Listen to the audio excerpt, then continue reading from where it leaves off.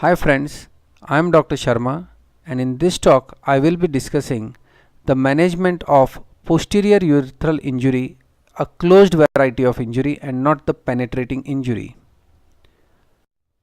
The learning objective of this particular talk is to describe the management of a closed type of posterior urethral injury, the type which we commonly encounter along with pelvic fracture, to describe the various treatment options and also to discuss the controversy that exists amongst the various treatment options. Now, what is the immediate management if a patient has undergone a posterior urethral distraction injury, most commonly along with a pelvic fracture? We need to drain the bladder.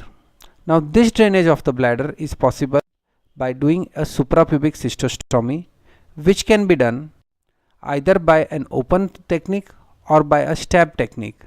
A stab suprapubic cystostomy is to be undertaken if the bladder is very comfortably full and the surgeon is sure that a stab SPC can be done without much risk. Now, so far there is no controversy that the bladder needs to be drained.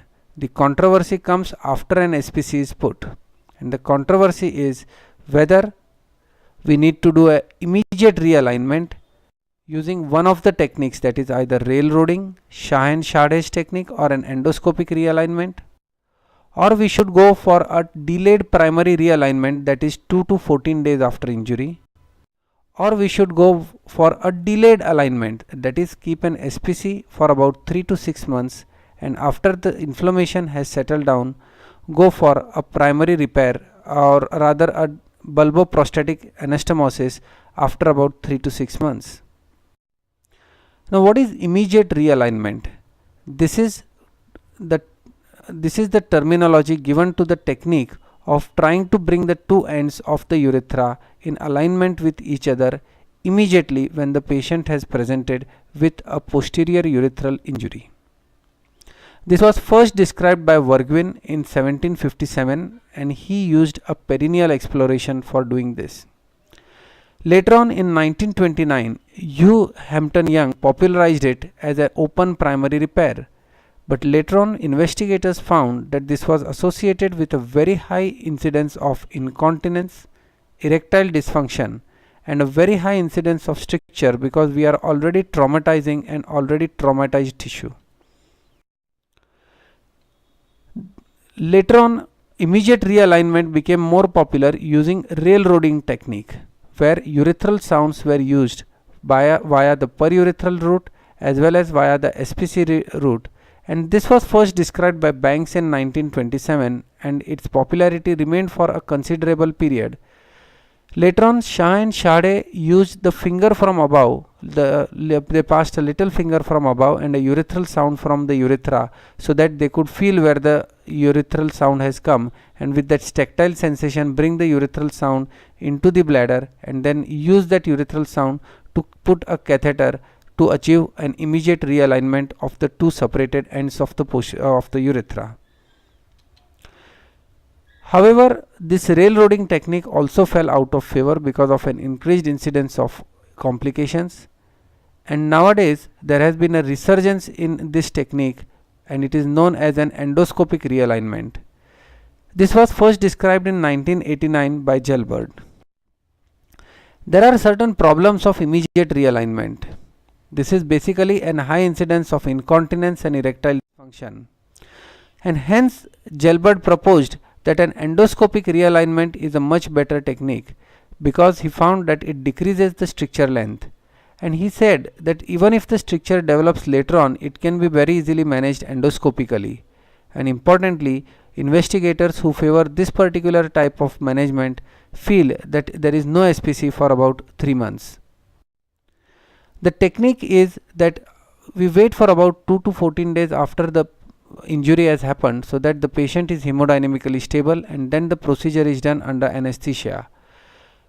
The idea is to use scopes both from the suprapubic route as well as the perurethral route and bring alignment of the two ends of the urethra. But what are the problems of endoscopic realignment? First and foremost, we need to understand that this is actually not a realignment, but restoration or maintenance of the urethral continuity. Hence, the displacement of the two ends of the urethra is remaining, and we are hoping that the blood which is there between these two injured ends would get reabsorbed, and because these two ends of the urethra are in continuity with each other, with the catheter acting as a scaffold, there would be some mucosal regrowth. However, this does not happen if there is a complete rupture, and there would be a high incidence of stricture formation. Many investigators feel that though endoscopic realignment is less traumatic than an open primary realignment, the results by and large are the same. Some investigators feel that primary realignment for straddle injury of bulbar urethra makes matters worse. Now, there is an argument by people who favor a traditional view of keeping an SPC and doing a primary repair after 3 to 6 months is that a partial injury to the urethra heals whether you keep a catheter or you do not keep it. So, if the patient has suffered a posterior urethral injury and if it is a partial injury, then primary realignment by any of these techniques, even if it is endoscopic or non-endoscopic, is basically unnecessary, and in fact would make matters worse because it might convert an incomplete injury into a complete injury. And if it is a complete rupture of the urethra, then as the two ends of the urethra are separated and the intervening area is likely to heal by fibrosis, the realignment per se is going to be ineffective.